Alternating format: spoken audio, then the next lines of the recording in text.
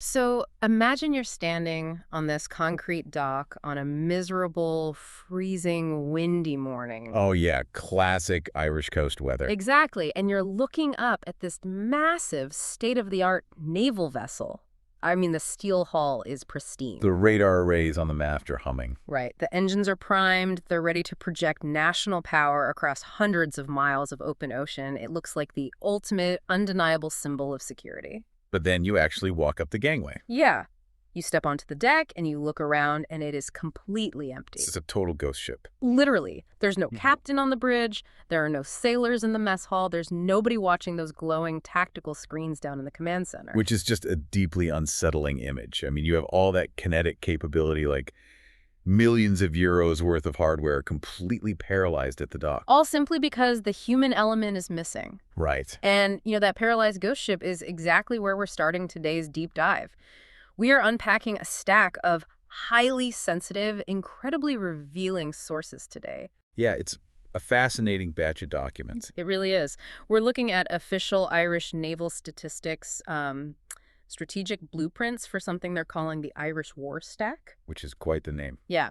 Plus, we have internal brand playbooks for a tech firm called Brehon AI Group and some really hard financial data on the booming U.S. military AI sector. So our mission for this deep dive is to essentially navigate a very high-stakes debate surrounding all those sources. A debate that basically pits two very different worldviews against each other. Exactly. On one hand, you have this strategic optimist's view, which suggests, using cutting-edge, highly compliant artificial intelligence to basically save a national military from total organizational collapse. Right, the tech will save us angle. Yeah, but we're balancing that against the ethical skeptic's view, a severe warning about the hidden liabilities of deploying these autonomous systems. Like what it actually means to hand over the underlying logic of your national security to a private company's intellectual property vault. It's a massive risk. So it all boils down to one pressing question for you to consider as we go through this material. Is the future of defense sovereignty by design, or are we rushing headfirst into a massive digital liability? So let's start with the physical reality on the water, right? Because before we can even begin to talk about artificial intelligence, you have to understand the existential manpower crisis paralyzing the Irish Naval Service. Right.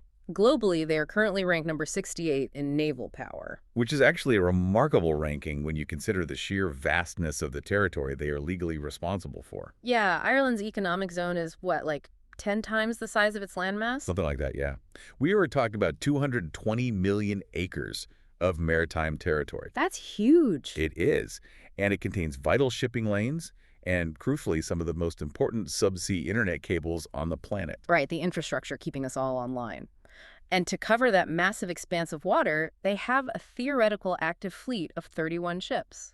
Theoretical being the key word there.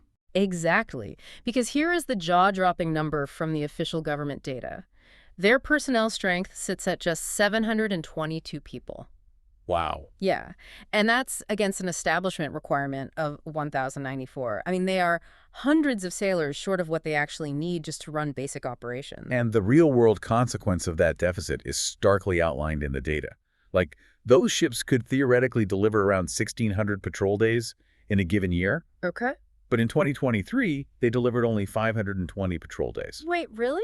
Just 520? Yeah. The ships are simply tied up. They can't go anywhere. That is a staggering gap in security. And what really stands out in these sources is that the state is still aggressively buying more hardware anyway. Yeah, the documents refer to this as the platform trap. The platform trap, which makes sense. Right, because the mechanism behind it is deeply political. Politicians and defense ministries, they love buying physical platforms because they serve as highly visible symbols of action. Oh, sure. You can point to a ship and say, look what I bought.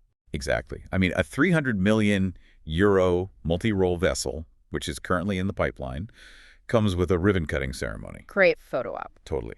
And the 500 million euro military radar program that's rolling out, that looks incredibly impressive in a press release. Right. I even saw they have a new towed sonar capability arriving in 2027 specifically designed to monitor those subsea cables. So they are buying the steel and they are buying the advanced sensors. But they aren't funding the invisible mechanics of human retention. Like, they don't have the sailors to actually look at the data those sensors generate. No, they don't. It's like, well, it's like buying a fleet of pristine, high-performance Ferraris to show off in your driveway, but having absolutely no drivers with the keys to actually race them? That's exactly it. And that deficit leaves the state with a very narrow set of options. I Yeah. mean, if you absolutely cannot recruit and retain enough human bodies to staff these ships, you are left with only one viable alternative. You have to synthesize the human element. Yes. You have to replace the missing sailors with algorithms. Which brings us to the digital solution being pitched, and really the central figure in our sources today, which is David Ward. Right, the founder of Brehon AI Solutions. Yeah, and he isn't your typical, like, Silicon Valley software developer pitching some disruptive app. No, his background is actually a highly unusual mix.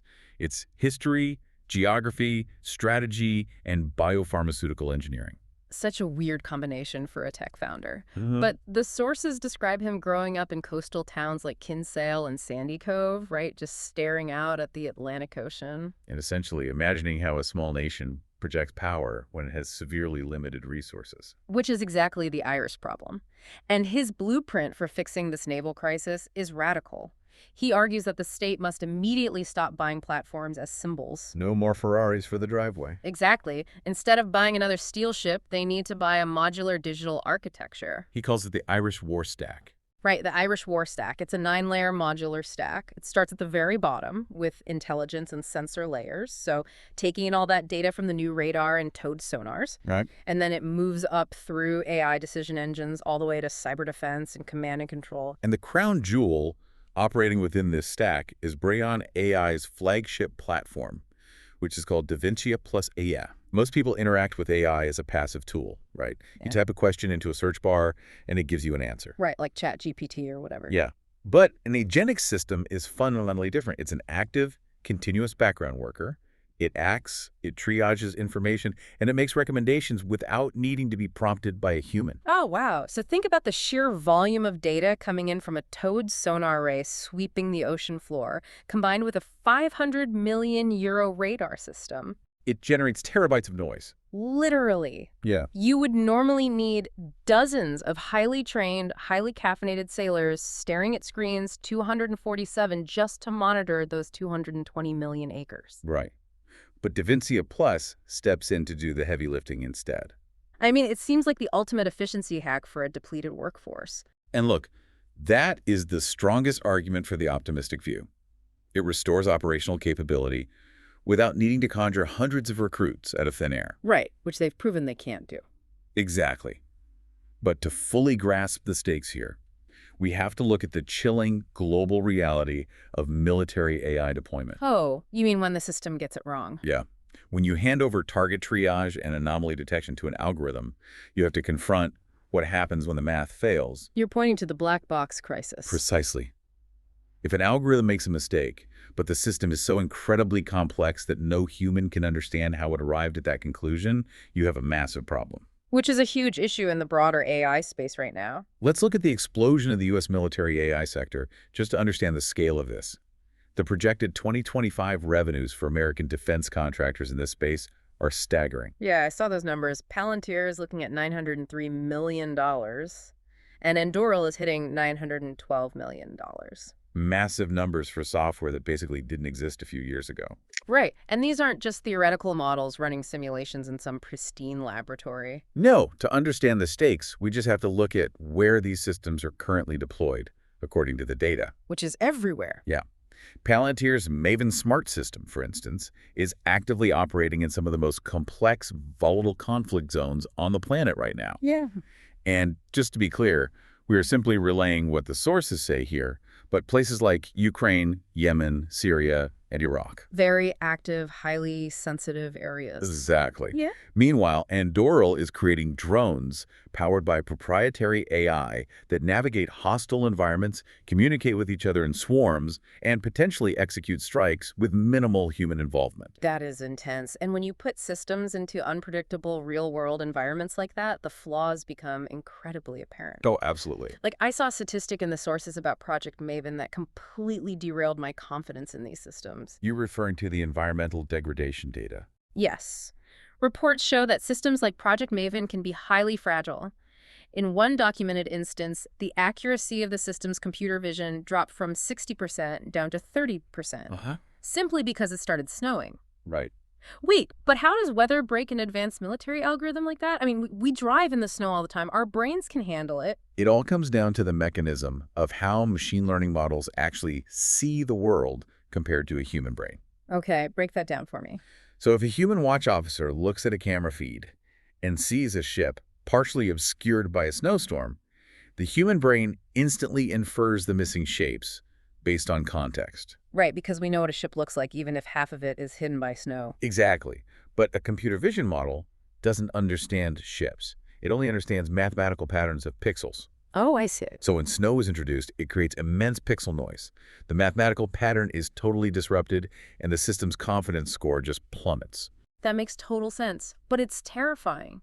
So you have to ask yourself, can we genuinely trust a similar mathematical model to flawlessly patrol the brutal, wildly unpredictable environment of the North Atlantic? Which is known for terrible weather. Yeah. And the unreliability of the algorithm leads directly to a psychological phenomenon called automation bias. Okay, what's that? Well, the real danger for a nation like Ireland in this scenario is not, a rogue piece of software deciding to launch weapons on its own like a Terminator movie. Right. The danger is much more mundane than a sci-fi plot. It is. The real danger is an overworked, stressed human operator. Remember, the Irish Naval Service is chronically short-staffed. So they're exhausted. Exactly. Picture a watch officer staring at a screen at 3 a.m. The AI system, which they have been told is a multi-million euro piece of cutting-edge technology, confidently presents a persuasive recommendation that is factually incorrect. Because it's snowing or whatever. Right. Automation bias is the documented human tendency to defer to the machine, especially under fatigue or extreme pressure. So the human assumes the computer must know something they don't, and they just agree with it. Precisely. Okay, but let me push back on comparing the Irish situation to places like Syria or Yemen. I mean, isn't there a massive difference between deploying a lethal drone over an active kinetic war zone and deploying a maritime patrol system looking for illegal fishing trawlers in the ocean? How so? Well, if a drone makes a mistake, a building is destroyed. If the Irish war stack makes a mistake, it just sends a patrol boat to the wrong patch of water. The physical consequences might seem different on the surface, but the underlying mechanism of failure carries immense geopolitical weight. You mean because of what they're guarding? Exactly. We are not just talking about fishing boats. We are talking about critical international infrastructure. The subsea tables. Yes. If an AI misinterprets sensor data and falsely flags a commercial cargo ship as a hostile state actor tampering with a vital subsea internet cable, the response isn't just sending a boat. Oh, right. It's a whole escalation. It involves scrambling diplomatic channels, potentially alerting Allied fighter jets, and escalating military readiness across Europe. Wow. An error in anomaly detection around that infrastructure could easily spark a major international incident based entirely on corrupted pixels. Yeah, okay, the liability there is massive. And that brings us to how David Ward and Brehon AI are explicitly trying to counter that exact narrative. Because they know this is a concern. They are highly aware of the black box problem. When the AI boom happened, every tech company on Earth rushed to build generic automation tools to sell to the military for a quick buck. Ward refused to do that. Right. He anchored Brehon AI entirely in governance and system architecture. He basically built a business moat out of regulatory compliance. Which brings us to their second flagship product, which is called ARIOS. And that stands for Agentic Regulatory Intelligence Operating System. Yes. It relies on a concept called compliance by design. Which is fascinating. It really is. Because unlike those American systems that hide their logic behind proprietary code, Brehon AI anchors its models in incredibly strict regulations. Specifically the new EU AI Act, right? Exactly, which classifies military and biometric systems as high risk. So he is using compliance as an offensive business strategy. It's like a bank robber wearing an impenetrable suit of armor made entirely out of legal contracts. That's a great analogy. Right. You can see him. You know exactly what he's doing, but you can't touch him because he owns the rulebook.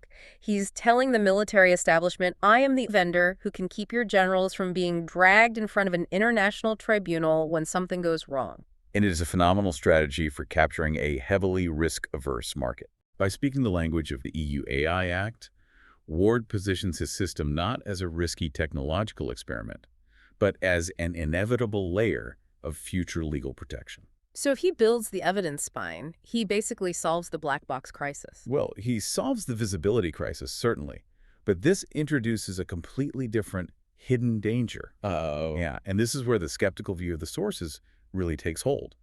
Radical transparency is great for accountability. But if we dig into the corporate structure, we have to ask, who actually owns this foundational armor? Okay, but the optimist's angle argues that this approach creates economic sovereignty. By using a domestic firm like Brehon AI for the military's decision engine, the state avoids the trap of being locked into massive foreign defense contractors. Right, we've seen how companies in the US or Israel often refuse to show allied militaries the underlying source code of their own purchased weapon systems. Exactly. Building it locally keeps the keys in Ireland. That assumes the keys belong to the state. Wow. So what does this all mean for you, the listener, as you process these sources? I mean, we have covered immense ground today. We really have. We started with the physical reality, right? A depleted naval force, hundreds of sailors short, struggling to protect 220 million acres of critical European waters, basically forced to turn to advanced AI systems simply to plug the gaps. And we examined David Ward's agentic solutions, Davincia Plus and ARIOS. Right, which promise to triage all that overwhelming data and keep humans in control through rigorous, pharma-grade compliance and traceable audit trails. But we also weighed the heavy underlying mechanics of risk. We explored how computer vision can fail spectacularly due to something as simple as falling snow. And how exhausted human operators fall victim to automation bias. Not to mention the deeply concerning corporate structure of the private seed that turns a helpful vendor into an inescapable dependency. It's a lot to take in. It leaves us with a really critical question to weigh. Does David Ward's unique background in history, strategy, and biopharma actually provide the necessary discipline to build the world's first truly auditable military AI? Or is this simply the same global race to the bottom we see with other massive defense contractors, just dressed up in the comforting, localized language of Brehon integrity? Right. Because the pressure to automate is not going away, which means this debate is only going to intensify. Absolutely. And I want to leave you with one final provocative scenario to mull over after we wrap up here. Okay, let's hear it. Imagine it is the year 2028. The Irish war stack is fully operational. And at 3 a.m., the autonomous system detects an anomaly near a critical subsea internet cable in the freezing Atlantic. The system, processing millions of data points, confidently flags a commercial vessel as a hostile actor attempting sabotage. Right. And an overworked watch officer suffering from automation bias sees the green check mark. They review the GAMP5 audit trail, which looks mathematically perfect. So they click approve. They click approve. Uh. Escalatory action is taken. But the AI... And a major geopolitical incident ensues, involving multiple nations and billions of dollars in disruption. Exactly. When the dust settles and the international tribunals convene in The Hague, who actually faces the consequences? That's the million-dollar question. Is it the exhausted naval officer who blindly trusted the screen?